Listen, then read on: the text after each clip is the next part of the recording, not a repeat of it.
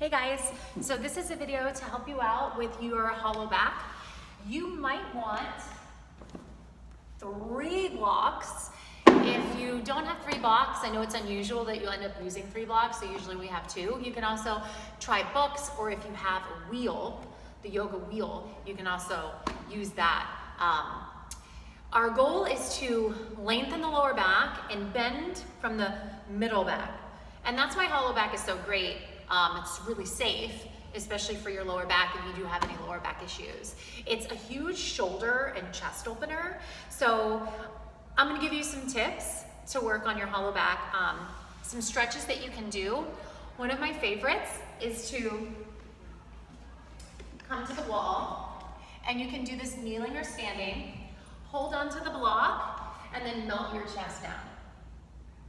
If you're really flexible, I'll show you standing, you can omit the block and then work your whole chest to the wall, sticking your butt out. Lower back lengthens, middle back melts. When you do your warm-up classes and flows for your practice, make sure that you do a down cat. This is also a great pose. Here's the thing, if you bring your face on the floor, you're hindering your progress. So even if you have to slide your knees back and your chest forward and decrease some of the bend in your back, you're better off doing this than to think you have a deeper bend and put your face on the floor, because really you don't. We want to work the entire spine in that pose, all the way through your cervical spine, which is a part of it, okay? Unless there's something really structurally limiting you in your neck that you can't do it, then obviously you don't do it. You have to know your body. Another stretch that is really awesome, you can start with the 2 blocks. You're gonna work your way onto the blocks and then melt the lower back down.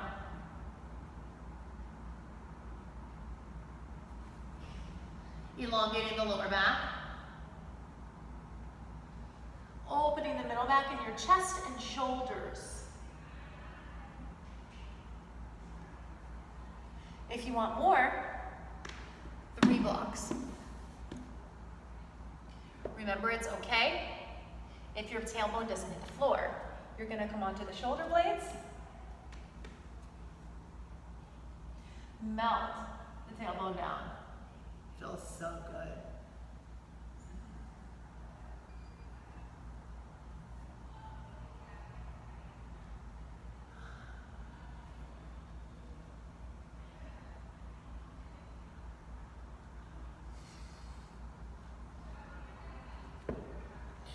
Now, it obviously takes flexibility in that area to get into the hollow back, but let's not forget the amount of strength that it takes. If you can't hold yourself up in a forearm stand, chances are that when you go into hollow back, it's not going to be any easier. So possibly you're working on your forearm stand, maybe you're working just on gaze shifting, and maybe you're working on the full hollow back. Now, you can use a wall, but here's the thing. The wall is there in case. Try not to reach to the wall, because reaching to the wall often creates a bad habit of going too far. And when the wall isn't there, you end up toppling over. So we want to try and hold it before we actually hit the wall. Forearm stand. Grab opposite elbows. Bring your palms down. People like to do their hands here. They like a prayer. Some people like a fist. I like my hands here. This is more traditional, using the fingertips. Now here's the thing, when people are afraid, they don't even know it, the body's smart, they push so hard into their fingertips, they push themselves back, and they actually fight themselves getting up into the pose. So you are coming forward. Your fingertips are only if you're gonna go forward, and then they push to help you stabilize. Very similarly, as if you were standing and you don't even think about it anymore, you use your toes to rebalance you, okay?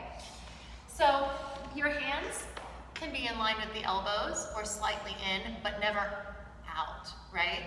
And we always want to be a forearm distance apart. Often people go like this, and then they go, okay, I'm gonna go into the pose, and they go here, and then they end up splatting into their armpits. Men can usually muscle themselves up and still use their pec muscles, but for women, that tends to be a weaker part of the body.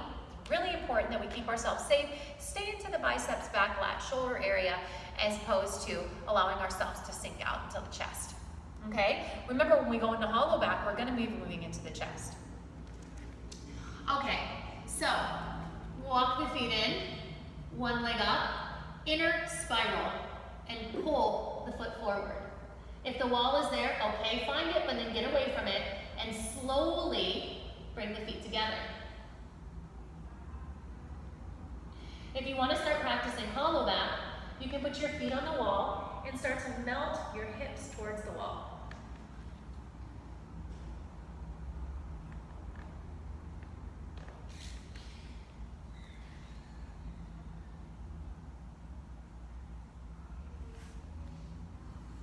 Okay, when going into hollow back, if you're ready for hollow back, one thing that I think blocks people is that when we're doing forearm stand, we think so much pushing away from the floor. And in hollow back, you're gonna lift the shoulders up to the ears and roll them down and push your chest forward. So everybody do that, roll the shoulders back and down, chest forward. Roll the shoulders back and down, chest forward.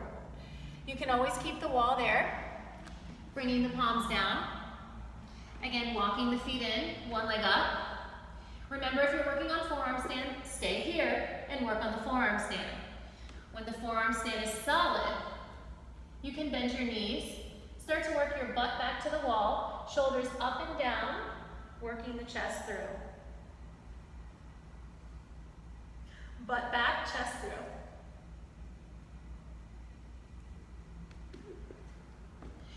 Child's pose.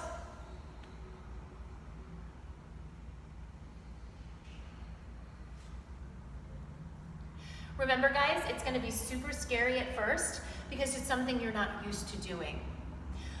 If bringing the eye gaze through is really, really scary for you, you can work just on that. I hear mixed reviews. Some people say it's easier for me to shift the eye gaze as I go into hollow back simultaneously. Some people say it's easier for me to just learn forearm stand and shift my eye gaze, then do hollow back later. So if that's you, forearm stand. I like to flex the feet as a counterbalance and then take the gaze through, or work on taking the gaze through. I remember when I first started gaze shifting, I would start to bring my eye gaze down and fall out of it right away because it's super scary. You can't really see where you're going, you don't know what your body's doing, but it's like riding a bike. The more you start practicing and doing it, the more comfortable you are with it and the less you have to think so much about it. I hope you guys enjoyed today's tutorial. If you have any questions on it, don't hesitate to leave them. Happy hollow backing, everybody. Peace.